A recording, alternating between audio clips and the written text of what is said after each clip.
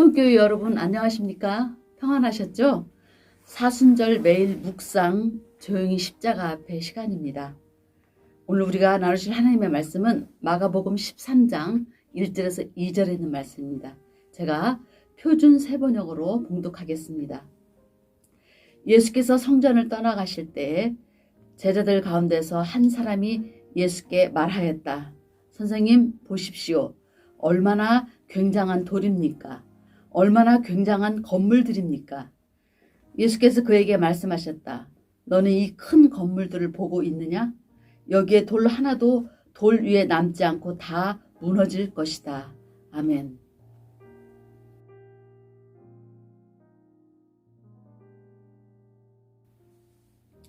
마가복음 13장은 신약 성경에서 그 뜻을 밝히기에 아주 어려운 말씀들로 가득 차 있습니다. 사람들은 마가복음 13장을 복음서의 묵시록이라고 부릅니다. 요한계시록과 함께 이것은 신약 성경에서 대표적인 묵시 문학에 속합니다. 예수께서 성전에서 나가실 때입니다. 제자 중 하나가 육중한 성전 건물과 그 든든한 석벽을 가리키며 말하였습니다. 보소서, 이 돌들이 어떠하며 이 건물들이 어떠하니까. 세상 사람들은 그 위엄에 놀랐습니다. 당시 성전은 솔로몬 이래 세 번째 세워진 것입니다. 이를 주도한 사람은 헤롯 대왕입니다. 이에 그 성전은 예루살렘 성전 및 스룹바벨 시절에 재건된 제2성전과 구별하여 제3성전 또는 헤롯의 성전이라 불러집니다. 신전을 지으면 그리스 사람들은 그 신전에서 섬기는 신의 이름을 따서 지었습니다. 로마 사람들은 그 신전을 지은 사람의 이름을 갖다 붙였습니다. 주후 1세기 유명한 역사가 요세푸스는 이 성전에 대하여 기록을 남겼습니다. 성전은 단단하고 하얀 돌들로 지어졌다. 그 돌은 각각 길이 15큐빗, 높이 8큐빗, 넓이 12큐빗, 그리고 돌들을 매우 화려하게 장식되었다. 심지어 헤롯 왕가를 싫어하던 랍비들조차도 이 성전에 대하여만큼은 격찬을 아끼지 않았을 정도입니다. 그 당시 예루살렘의 장엄함을 보지 못한 자는 일생에 꼭 봐야 할 성을 보지 못한 것이다.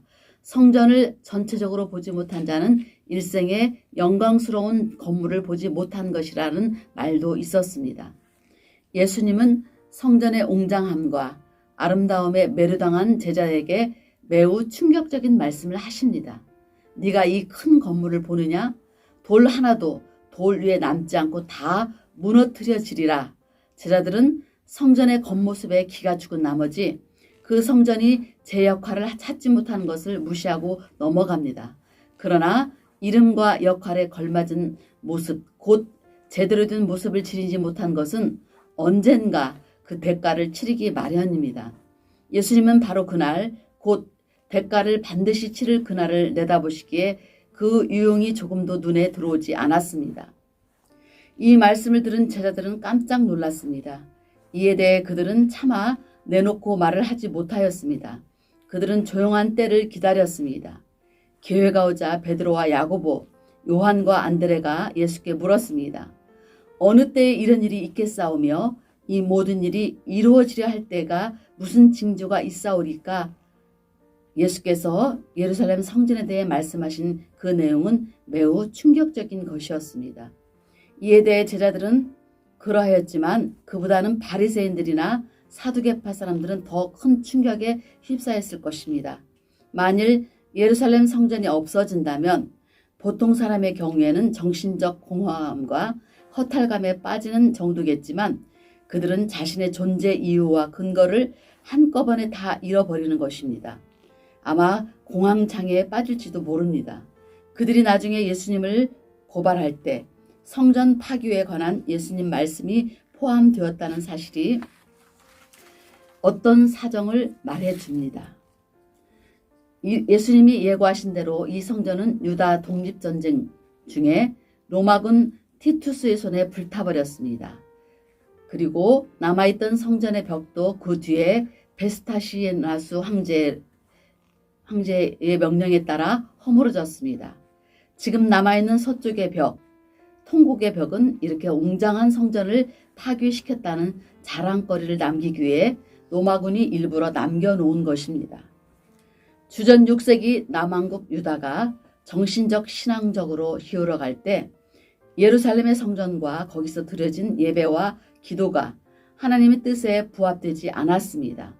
예배와 제물은 넘쳐났지만 속빈 강정같이 영적인 믿음과 영적인 적용이 빠졌습니다. 이런 신앙은 난국을 막아내고 극복하는 데 전혀 도움이 되지 않았습니다.